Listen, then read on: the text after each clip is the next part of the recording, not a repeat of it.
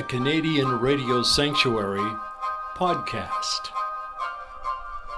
Checking through my notes, I saw something from the Mission City Record back in 2013. A wonderful story about you being announced as getting the job as the Reno, Nevada Air Races announcer, which is one of the biggest air shows in North America. But before we get into any of that, Roy, tell us about Mary at a Park Royal fish store when you were very young. Do you mind going back there? Wow, we're really going back in time. Yep. I used to live in West Vancouver, and of course the big shopping center was Park Royal, still is.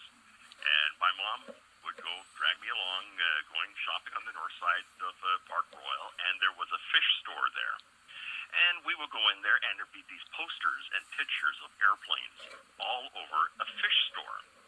And I was intrigued with this one particular one of a Harvard, which is a World War II advanced trainer, hanging on the wall. And finally, I got enough nerve, I guess, to ask the lady behind the counter, "What's with this airplane?" "Oh my gosh! Oh, this is..." And on she goes, talks about Bessie. Bessie being the airplane that she and her husband owned. Fast forward, I would go out to, my mom would take me out to Delta Air Park, which is now Delta Heritage Air Park, and there was Bessie. And this is before I had my pilot's license, before, I was always interested in aircraft, but got to go for a ride in Bessie. In fact, did almost all my aerobatic training in Bessie with Tony Swain.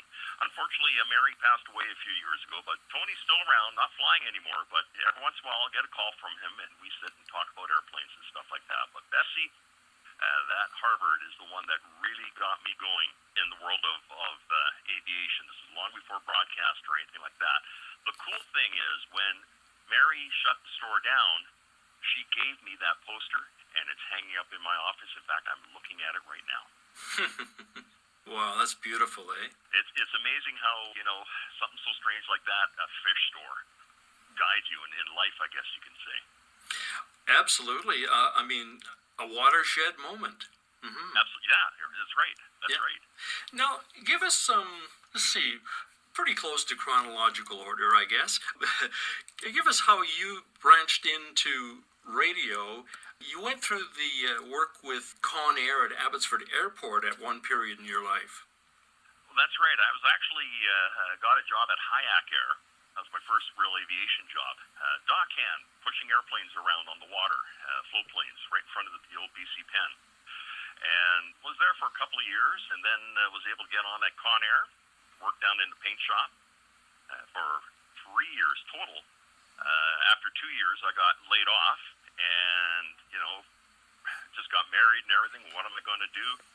Always interested, of course, with aviation, but with broadcasting as well. I remember being a little kid with my, little Panasonic transistor radio, and especially at night when I was supposed to be sleeping, tuning into radio stations out of Seattle and San Francisco and places like that. So I thought, well, what the heck? I'll take some night school courses at BCIT. Did that, applied for the full-time course, got in, and I get a phone call from Con Air saying, "We want you back. Things are busy again." I said, "Great, I'll come back for a year." "Well, why a year?" He says, "Because I start day school at BCIT in a year." And that's how I ended up going into broadcast. What was your first radio job? My first radio job was during, basically first term, first year, BCIT.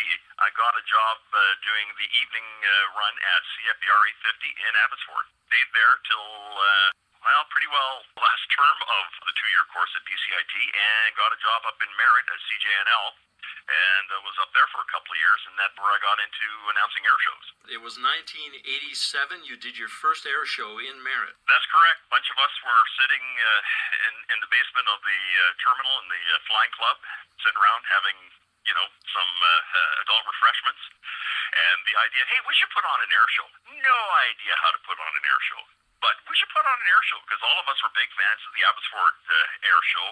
For me to go to the Abbotsford Air Show was like Christmas, birthday, Easter, you name it, all wrapped up into one. That was my highlight of the year, was to go to the Abbotsford Air Show. And I'd go there before I even had my driver's license. My mom would drive me from the North Shore out to Abbotsford so I could hang out at the air show and then pick me up and drive me back again. What a great mom.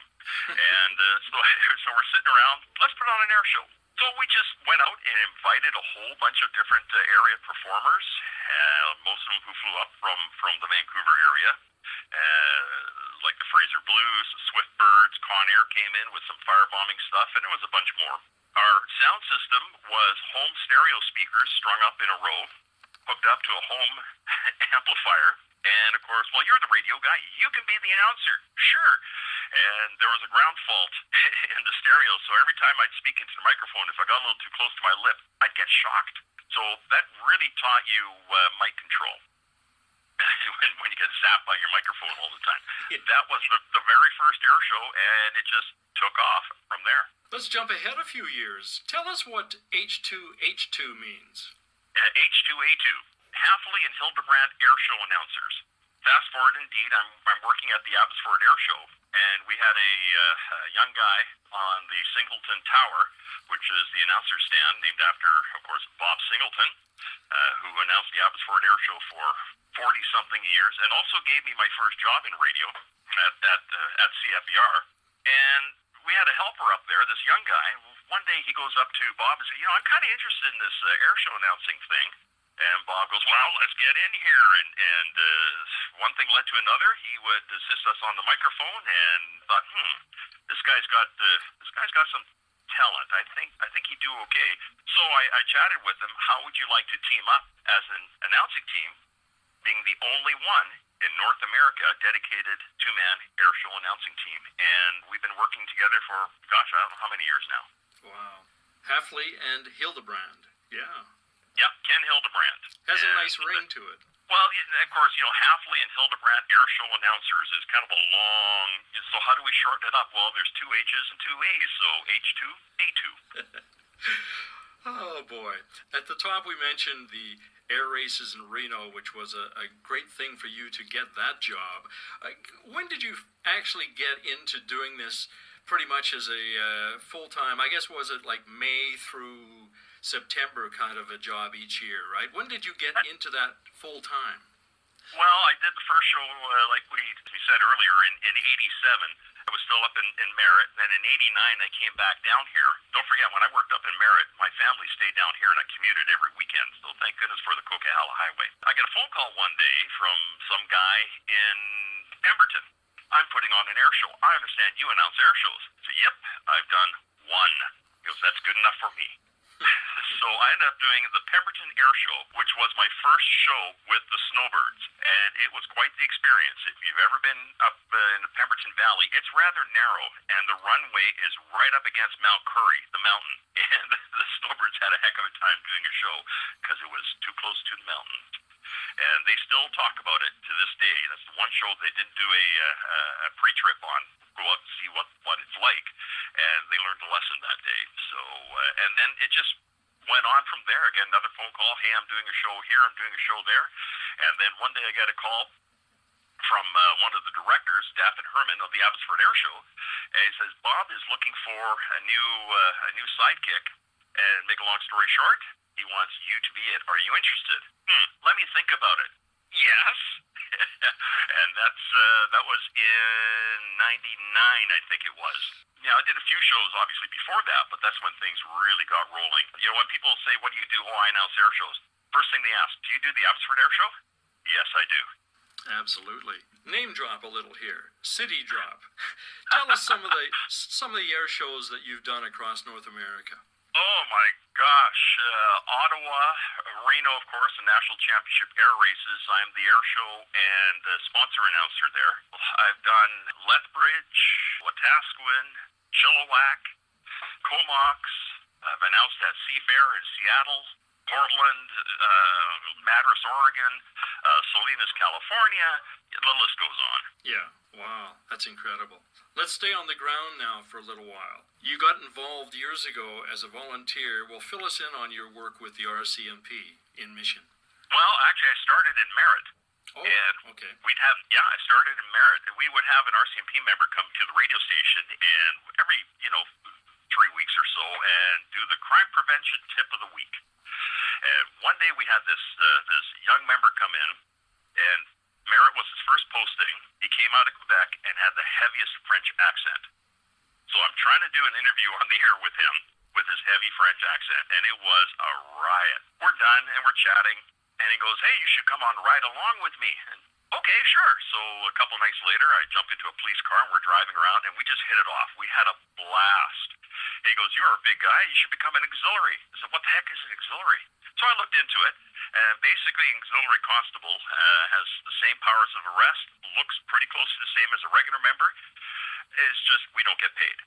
And so I decided I don't have much else to do up in Merritt because after 8 o'clock in those days, they rolled up the streets.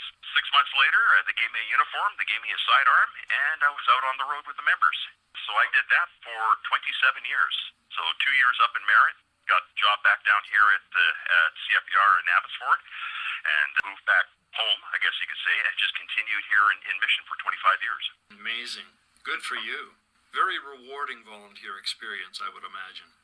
Well, between that and, of course, became a ham radio operator, so, on the air commercially and then as an amateur as well.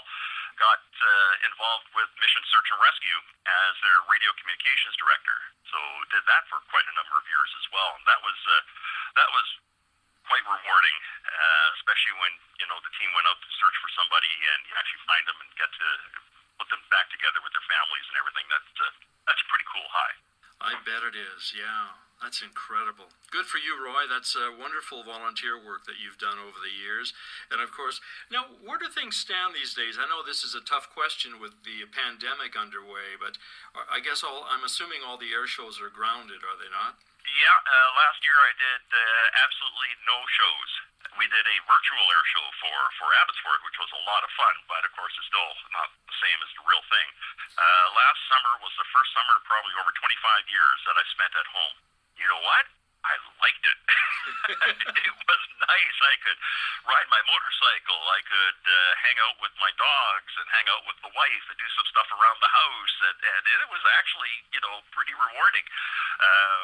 And having said that, I've been planning on slowing down the air show side of things for a while now. So this kind of pushed me a bit. I already had a show canceled this year.